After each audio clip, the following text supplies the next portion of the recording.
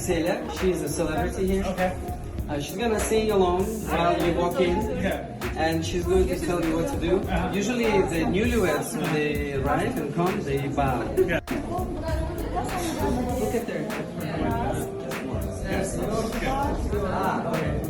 As long as... Keep going. Okay. Just keep watching it. Okay. I'm ready. Sen de yarın. Bizden cevabımızı doz alanı maestra. Müzikanın başlasında. Kolçalar.